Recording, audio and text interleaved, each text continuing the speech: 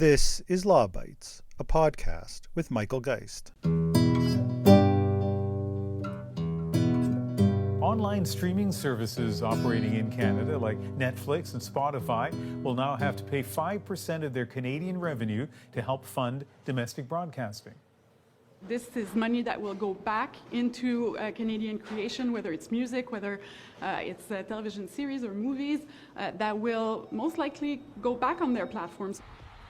Canada's telecoms regulator, the CRTC, is targeting foreign-owned streaming giants to boost local, Indigenous, and French-language broadcasting. Officials say it could raise roughly $200 million each year.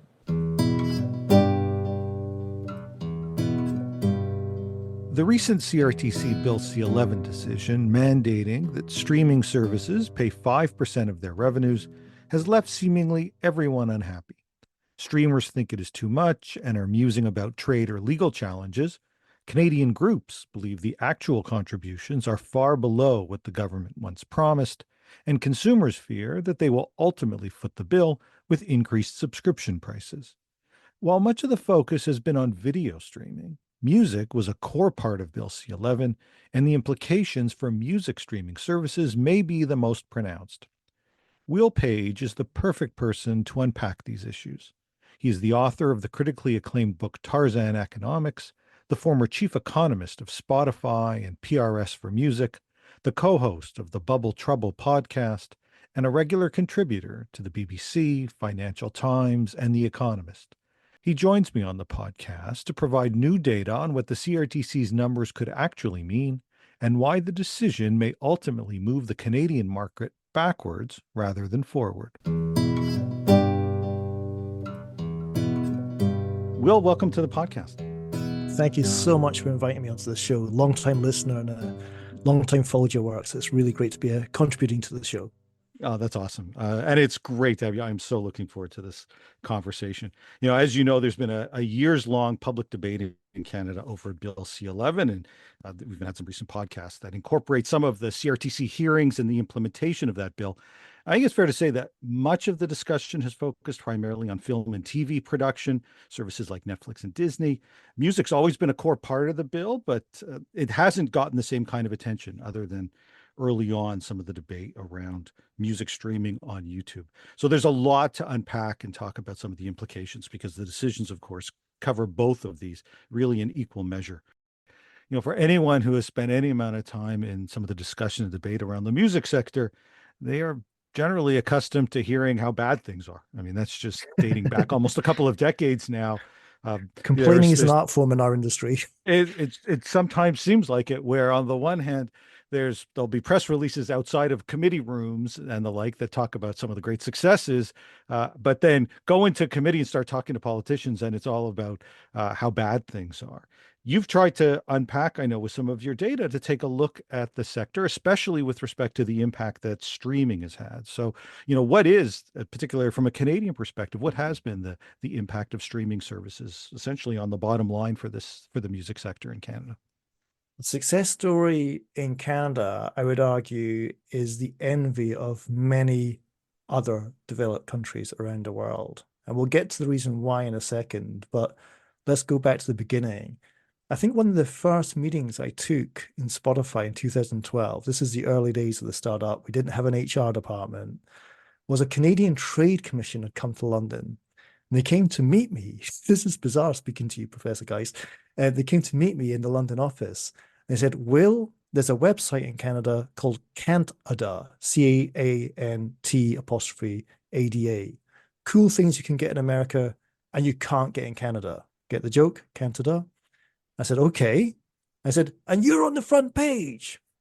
The point being, Spotify had launched in America in September 2011. Technically, we only actually launched in Canada in January 2015. That was a lot of years of all of America talking about this music streaming sensation, this service called Spotify, and streaming and access, and Canada being left with iTunes and CD shops. So I want to stress that when you try to understand what's happened in the Canadian music industry, it was a late adopter of streaming. It was late to the party, but it's been a great implementer. And one of the most striking slides that we shared in Canada Music Week was that trade revenues to record labels are now up 124% on 2014 prior to Spotify's proper launch. Very few countries in the developed world can claim to more than double their revenues in a decade. So a late adopter, a great implementer. And those revenues will be reflected in different amounts, different portions in the SOCAN collections and the publisher revenues going to songwriters as well. This is touching all parts of the music industry. But yeah, this is the incredible story of Canada. Late to the party, but a great implementer once they were at the party. And it's a success story that's to the envy of everyone else. Now, to your point about complaining, just to put some caveats around that, which I think your audience will appreciate. Did we complain about vinyls? Of course we complained about vinyls. All songs got paid the same royalty because nobody knew what was being played. Did we complain about CDs? Of course we complained about CDs. Packaging deductions for sending plastic cases out in the post. Did we complain about downloads? Yes, we complained about downloads. They unbundled the album into 2 or 3 tracks.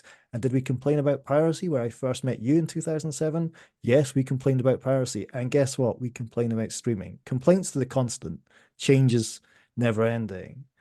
But I think the two things just to make sure that the Canadian audience appreciates about streaming, what's changed is instead of monetizing transactions, which is how media used to work for 70 years, we now monetize the consumption. In the good old days, the late 90s, where everything sold, record labels used to sell CDs to record shops by the weight of pallet. So if Michael Geist had a record shop and I'm a record label, I say, Michael, I got a pallet of CDs here for you. You didn't ask what was on the pallet. You asked how much it weighed. Now we have this wealth of data, of analytics, of real-time analysis of what's actually being consumed.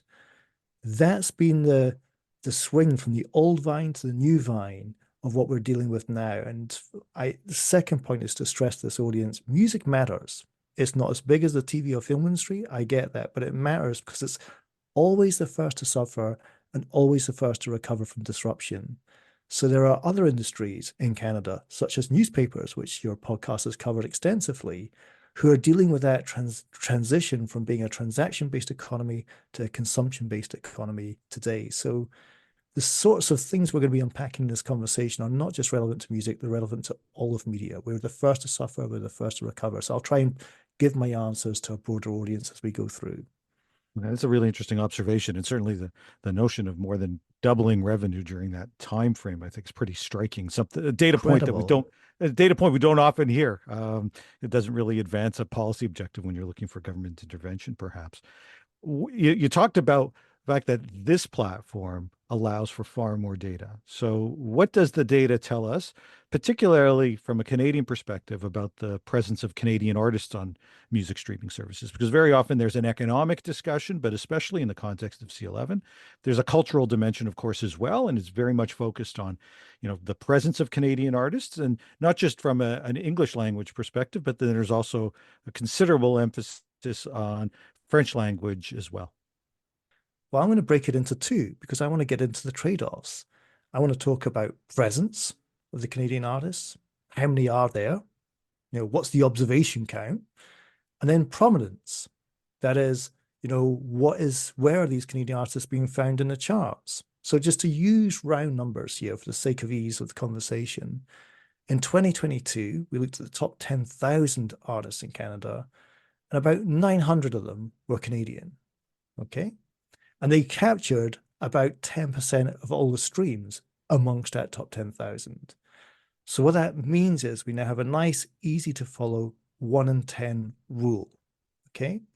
1 in 10 streams happening in Canada today are going to be going to Canadian artists. That obviously means 90% of streaming in Canada today is going to non-Canadian artists. We can tackle that one later on. The prominence aspect is different.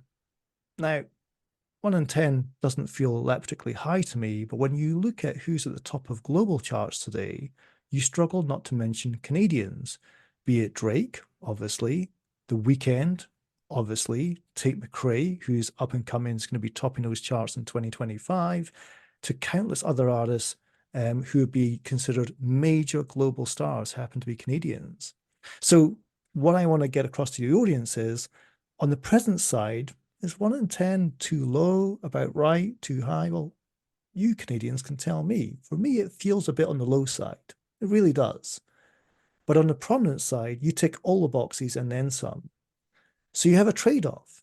So what do you want your policy to solve? Do you want to optimize for presence, or do you want to optimize for prominence? Now, if you pardon me while I quote our former Prime Minister, Boris Johnson, I'm about to add another former to that as well. He talked about cakeism. You can't have your cake and eat it. So what I was trying to do for the CRTC's benefit is to understand this trade-off of, will this policy affect presence, or will it affect prominence, or will it affect neither? Will it affect both? But there's an intuitive trade-off there in terms of what you're trying to capture. And then you also asked about language. Well, that's interesting. Yes. So let's just take that 900 artists and sort of unpack them a little bit.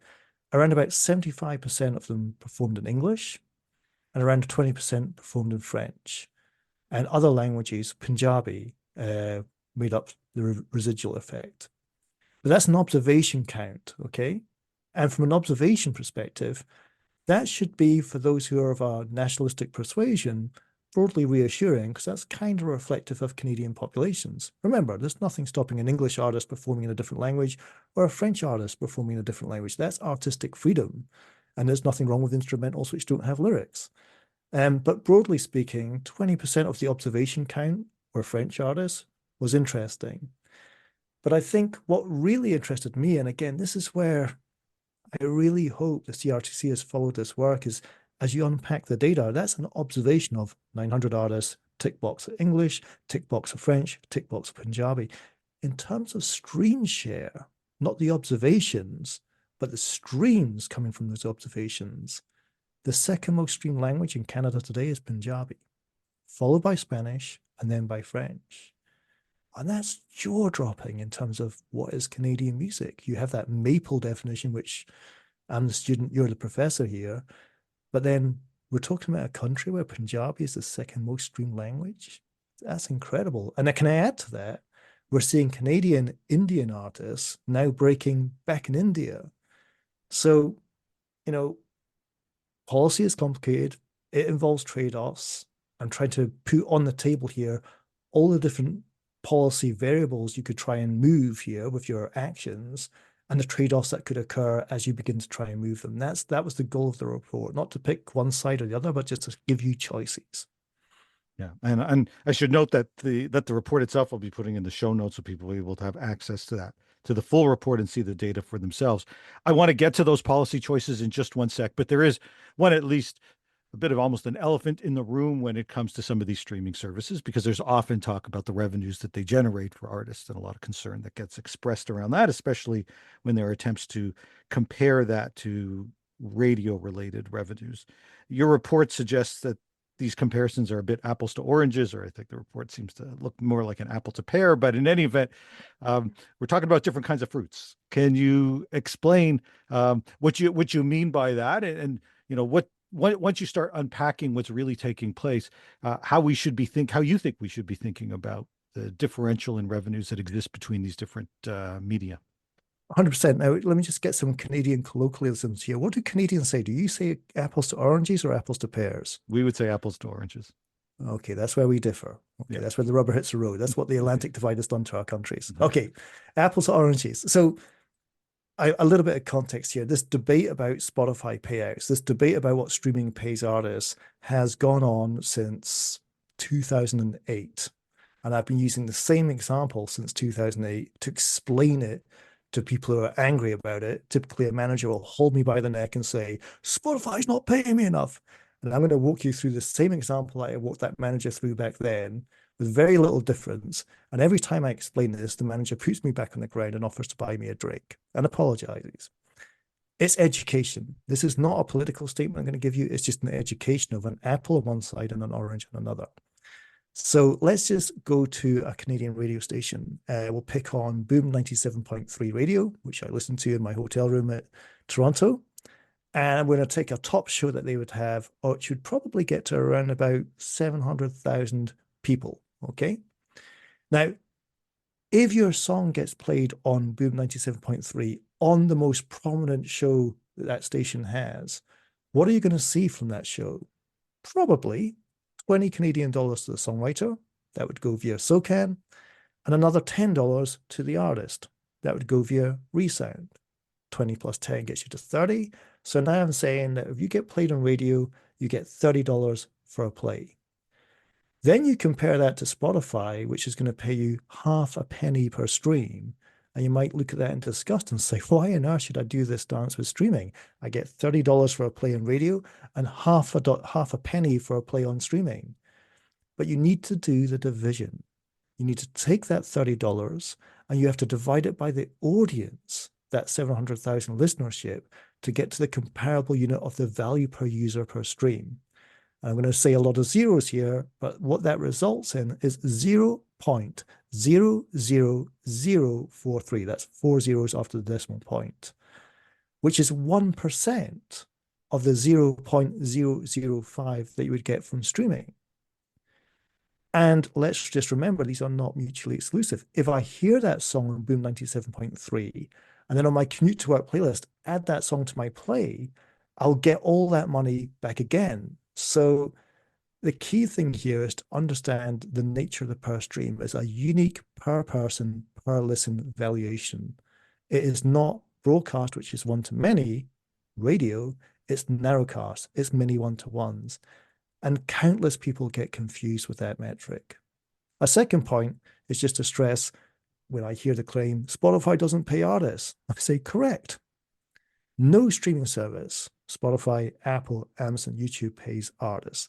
They pay aggregators. They will contract with aggregators, be them record labels, be them independent labels, be them Merlin, an independent aggregator, be it DIY platforms like DistroKid, which are responsible for 1 in 3 songs released on planet Earth last year. And those aggregators then pay the artist.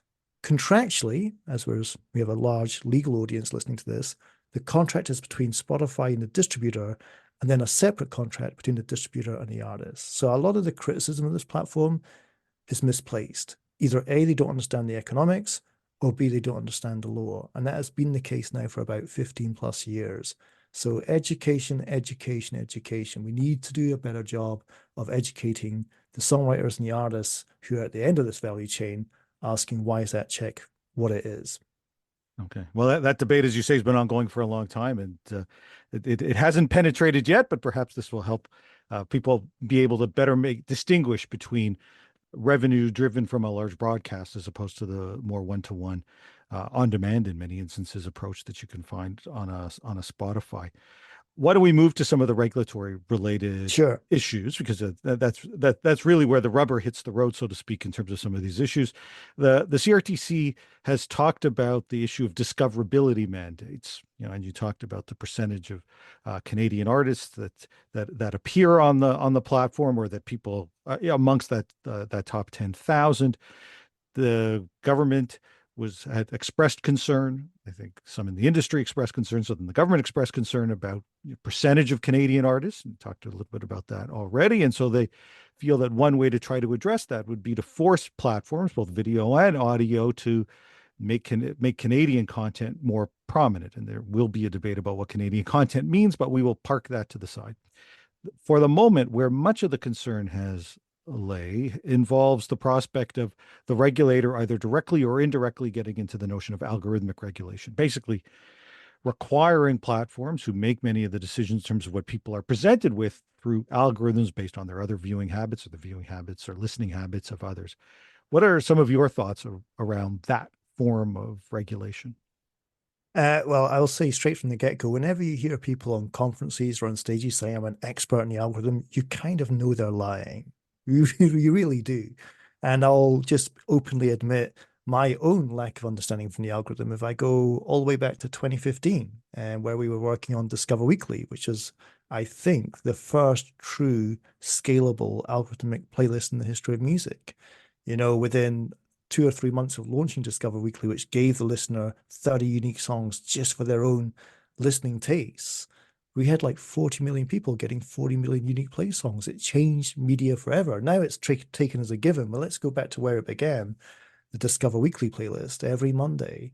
I remember thinking for months, maybe years afterwards, surely saves and ads and shares from that playlist is going to send a signal back to the playlist, which makes it work even better for me. And we realized, no, it doesn't. because the algorithm is built around signals of people like you that are around you, not by your own actions. So I just want to caveat this answer by saying it's very easy to claim you're an expert in the algorithm, but unless you actually worked on it firsthand, there's lots that we don't know.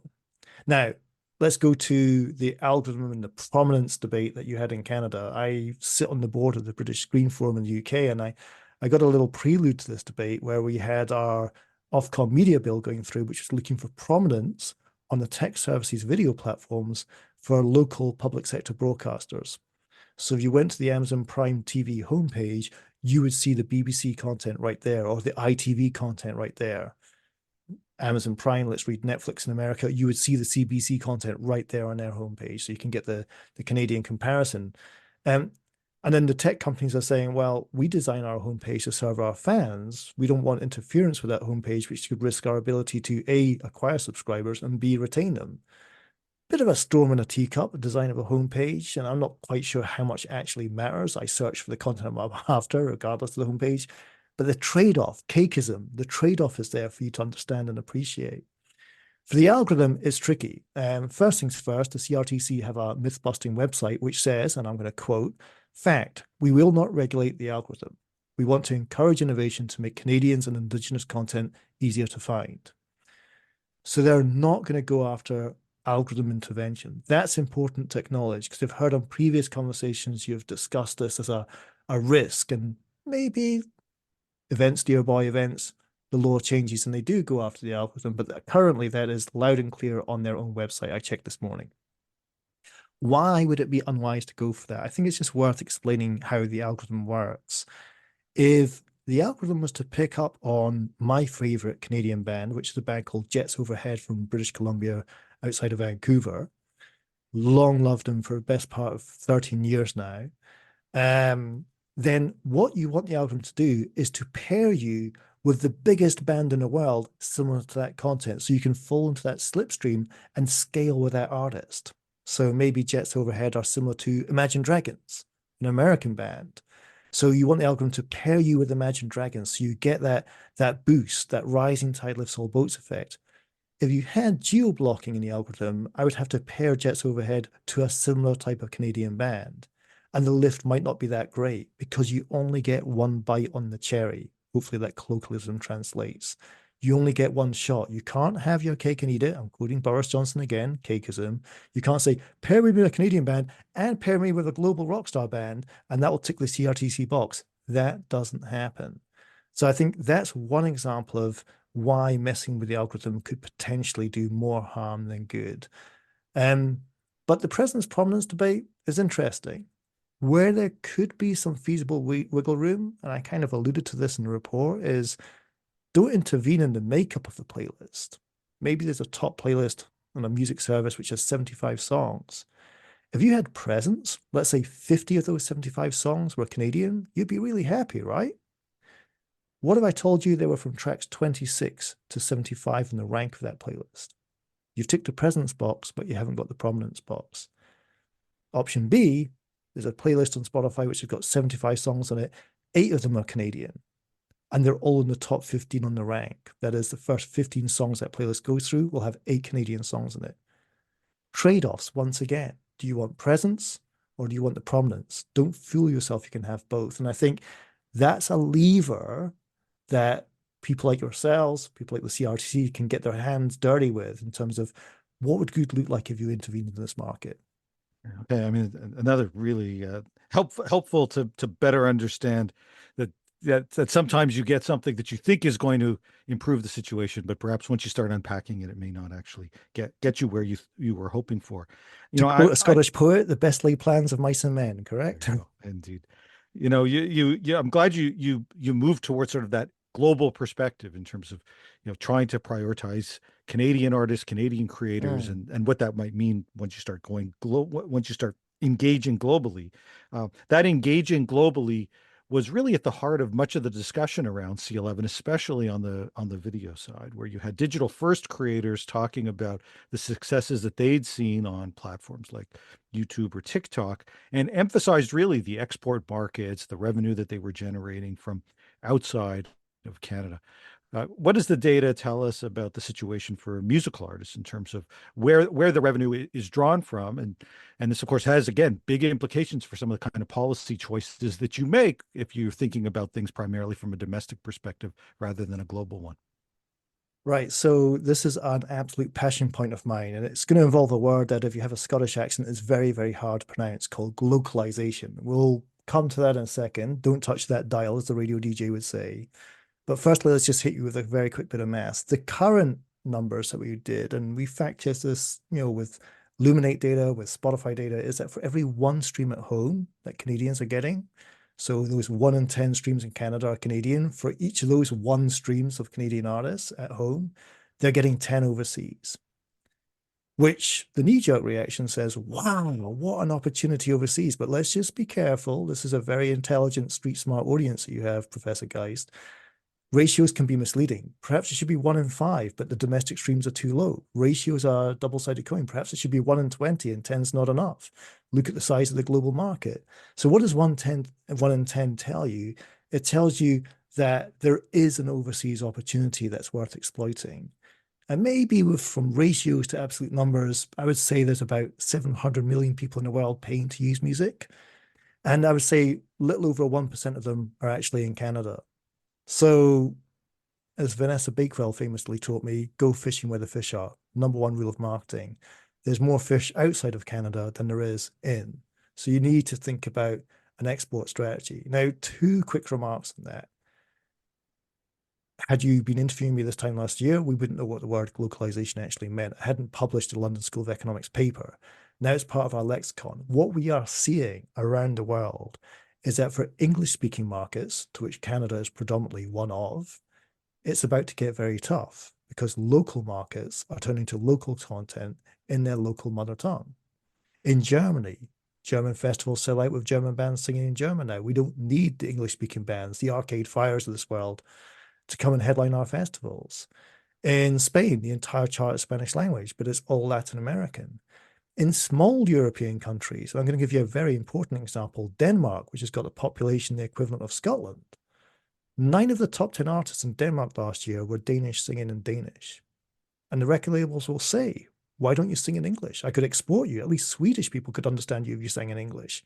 And the artists say, no, we want to sing in Danish. We make it work just fine. And lastly, to stress just how the tide has turned against what used to be the comparative advantage of the English language.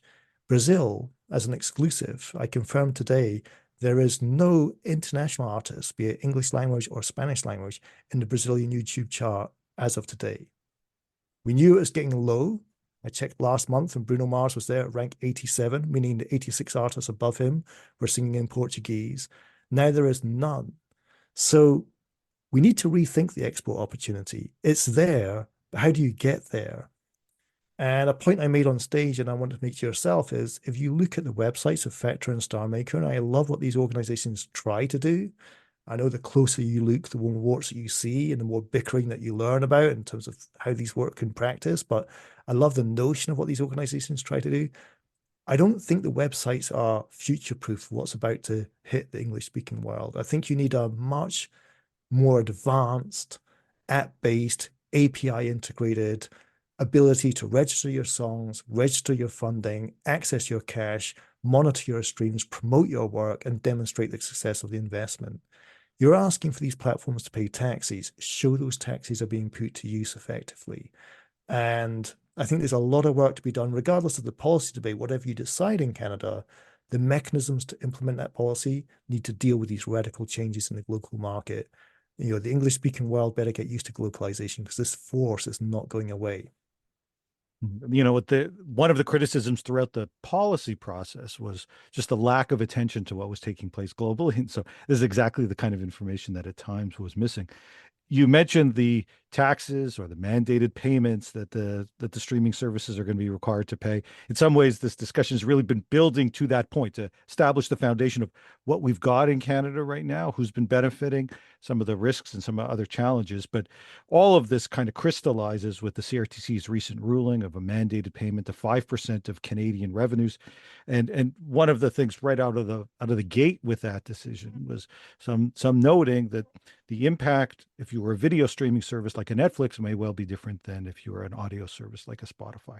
Let's talk about Spotify or audio, those kinds of services. How do you expect that it's going to affect that kind of service? How do you think they might respond? And perhaps even more importantly, since it's a question you always get in Canada, what is everyone else doing? How does what we're seeing unfold here in Canada from a regulatory cost perspective compare to what takes place elsewhere? So, Professor Geist, let's stick with this Canadian colloquialism you've given me of apples and oranges and refer to radio, the incumbent contributor to the CRTC, as the apple, and streaming, this new entrant to Ottawa, as the orange. And what I really want your audience to think about are the effects of this asymmetric shock on these two organizations. I'm going to give you some robust calculations to show, arguably, and it is an argument, how disproportionate this 5% figure is. Now, this is an evidence-based opinion. It is an opinion. Where possible, I'll try and give you some countering views to get some balance into our dialogue here. So I'm going to give you 3 calculations. I'm going to layer them on top of each other in a logical order. And let the first, identify the corporate distinctions which make radio and streaming structurally different from a financial perspective. Second, the disproportionate size of these contributions that streaming is going to have to pay vis-a-vis radio. And third, these contributions in an absolute context relative to the operational cost of being in the country. So let's take our first of our 3. And the big takeaway before we get numerical here is that I want to show you and your audience that streaming is in a straitjacket cost-wise. It doesn't have any wiggle room to take this contribution. So to do that, let's take some evidence. Let's look at the CRTC documentation on radio, statistical, and financial summaries. It was truly great bedtime reading. But if you look at that document, what you'll see is a reference to COGS. That is what radio has to pay to SOCAN for the songwriters, to Resound for the artists, their rights holder payments. We're going to call that COGS. It's just 7%. And their operating expenditure for running their operation, be it the ad sales team, the management salaries, and so on, that's 85%. And the rest is what you're going to call margin. 7 and 85.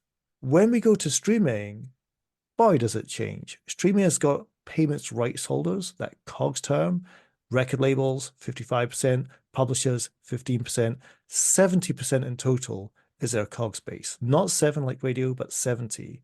And their operating expenditure is not 85%, it's just 25%, leaving a wafer-thin margin for gross margin. Now look at that. COGS, payments to rights holders, that doesn't change. That's often set down in law. So you don't get any leeway on that front. So it has to come out of OPEX.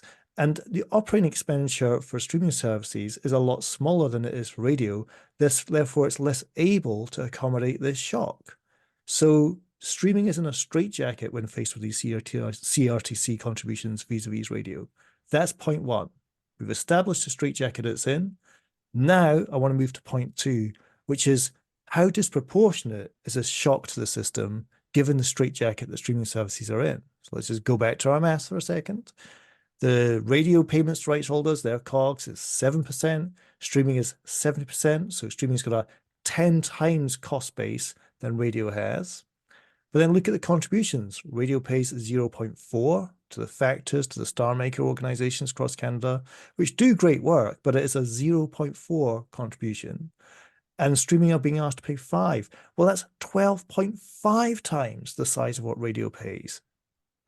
Add them all together. Radio is now paying 7.4 through into the value chain. Streaming is paying 75, 10.1 times what radio pays. So streaming is faced with a bill that's 10 times greater than radio, but has a straitjacket structure, which means it's less able to accommodate it. Kick a man when they're down, please. Now, I stress we need to keep balance here. Is there a counter? You could produce a counter by, instead of reading across the rows of these calculations, read down the columns. 0.4 into 7.4 is 5.4%. So contributions as a share of total payments to rights holders and Ottawa is 5.4%. Whereas 5 into 75 is 6.7%.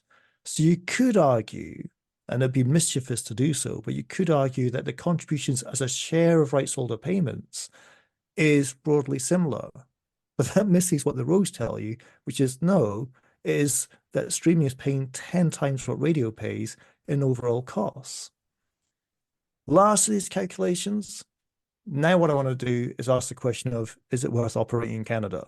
Well, that's a bit pessimistic, but what I really want to hit home is, you run an operation in Canada, is it going to be worth it given this new operational cost of being in the country? So some quick maths. If you look at the IFPI yearbook in US dollar, not Canadian loonies here, we're going to say that streaming is worth $500 million in Canada. $500 million from the Spotifys, the Amazons, the YouTubes, the Apples, $500 million in revenues to record labels.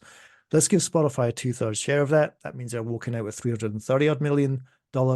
Let's scale that up based on their revenue share and ask what's their gross revenue. That would now hit $600 million. And we're going to take 5% of that and give it to the CRTC. That means your bill, when the waiter comes over from Ottawa, is $30 million a year. And an informed guess, I think Spotify's operation in Canada costs maybe around $10 million a year. The ad sales team, the comms, the label relations folks. So that means that this new contribution on top of their straitjacket cost base, on top of their payments to rights holders, which is 10 times what radio has to pay, their new contributions are going to be 3 times what the operational costs of their Canadian office comes to. So there you have it. Streaming has less flexibility to absorb these costs vis-a-vis radio. They now need to absorb a cost that's 12 times the size of what radio pays in absolute terms. And they're going to be making contributions that are 3 times the size of their operational costs of being in Canada in the first place. Does this spell welcome to Canada to you? Well, I think it's pretty clear. It's self-evident, I think, what it spells. It spells for companies that are already operating here, they're going to pass the costs along. And for companies that aren't operating here, they look at those kinds of costs and raise serious questions about whether or not Canada is a place where they want to do business. I would agree with that, but let's just tag you on a couple of words there. You said pass the cost along. I want to turn to the next question, which is a really thorny one, which is who do they pass those costs along to? Now, you had a fine article which came out, I think, within hours of the decision coming through. I don't know how you work so fast, but you pointed the finger at the consumer. I believe that might be a little bit misjudged because this is a share of revenue. This is not a tax like you'd have in France. For that, you can hold your cost of goods constant, raise price, pay the tax, consumer pays. I see that argument, but this is different. From my understanding, and I'm the student, you are a professor here, is this is a share of revenue. So whilst you have instance in Uruguay, which is chump change to the Canadians, but very important, Spotify threatened to leave the country if that issue was not resolved. You have the issue of France, which we'll come to, but that again is a tax on top of the current cost structure that can be accommodated through price rises. This is a share of revenue. And what I want to draw your audience's attention to is where there's precedent, and that is Spain. So let's pack our bags and go to Spain for a minute. In Spain, Spotify will pay 55% to record labels, 15% to publishers, and then an AIE top-up levy, as it were, to the featured and non-featured artists through actual remuneration. Now, very important here, the headline rate for that levy, that tax, was 5.6%. It is discounted to 2.4%. You know, it's a completely different part of the world from Canada, but interesting that the initial charge was 5, similar to Canada. It's been discounted down to 2.4. Now, who carries the weight, to quote Kool and the Gang here? Is it going to be Spotify, or do labels have to accommodate that within their licensing structure? That is, labels license at 55 minus 2.4, and publishers get their 15, and Spotify hold their margin constant. That's the question that then turns to. And I think the Spanish example is a really, really important one to know that that exists. And last year, I published a paper for WIPO, the World Intellectual Property Organization, an institution that your audience will know well, on equitable remuneration. And if you link it in your show notes, your audience can get to that and understand how that Spanish top-up model actually works. You know, you've highlighted some of the costs here, and I mean, they're startling when you start comparing where Canada's at and the sector is at compared to others. But if you were made, why don't we close with this? If you were made chair for the day, no one's offering me that, but maybe someone might offer you that. If you were made chair for the day, you know, what would you recommend that we see from a policy and a regulatory perspective, based on, as we started with, a data-driven, evidence-based approach? Well, evidence-based policymaking, not policy-based evidence making. And one of the golden rules that you're taught as a government economist is option one, no matter how many options you want to toss up into the air, is do nothing. It's evaluate the status quo. Show me the case for intervention vis-a-vis just stepping back and letting the market continue what the market is doing. And what frustrates me most is I don't think that question was asked or answered in the decision-making process, what we heard 2 weeks ago. That is, we went straight into, we have to intervene. On the 8th day, God said the CRTC has to intervene in global streaming platforms. Do they? Will it do more harm than good? Will it, as your previous colleague suggests, just move money around and make collaboration harder and make Canada less competitive? Will the unintended consequences overshadow the intentions of the policy itself? I get what is trying to be done here. I empathize with the direction of travel. And I stressed the Canadians are trying to climb a mountain no one else has climbed before. There's no textbook or MBA course saying, here's how to regulate on-demand non-linear streaming services. That doesn't exist. And that's why the world is watching you guys. No one's tried this. You've tried this. But I'm genuinely a bit upset that nobody's shown the rationale for intervention. It's been assumed as a given. And when that happens in policymaking, you tend to screw up. You tend to have failed to have checked all the boxes, turned the stones over in the process. But then who am I? From Scotland, don't live in Canada, don't vote in Canada. I've got no skin in your game, but I'd love for this thing to work out. And I think that's the main thing, is to understand, had you not intervened in the market, would things have been that much better or that much worse? Show me the counterfactual, build the opportunity cost. And then again, just to reiterate just how fast the market is changing and how slow policy changed. We talked about the export market opportunity. On stage, I released exclusive data point, which is in terms of where Canada is being streamed outside of its own country. And it was interesting. 38% was in United States, 32% in Europe, 14% in Asia Pacific, 12% in Latin America. All right, there's some data, meta that if you want, but that's going to change rapidly over the coming years. And I just wish the focus was on the changing market at home and abroad and accommodating those changes, such as, what if I put that pie chart up? And what if I came to Canada next year and showed that Europe is now a bigger market for Canadian artists in America? What have you learned that? What would you do policy-wise to adapt to that, to accelerate that, to build and compound the growth on that trend? That, for me, is progressive policy making for the Canadian music industry, not slamming a 5% levy on streaming services, which already pays 70% to rights holders, which is 1,150% greater, relatively speaking, than the radio counterparts in your country.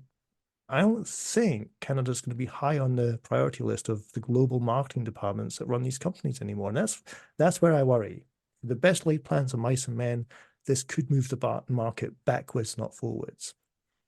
There's been, I think, an absence of identifying some of the risks of policy, and just with an emphasis that more money and more regulation is somehow just going to make everyone better off, perhaps at the cost of higher consumer costs. But I think you've done a really effective job of highlighting that there's more to this than there's just that, and that there are some real potential consequences that may come up along the way.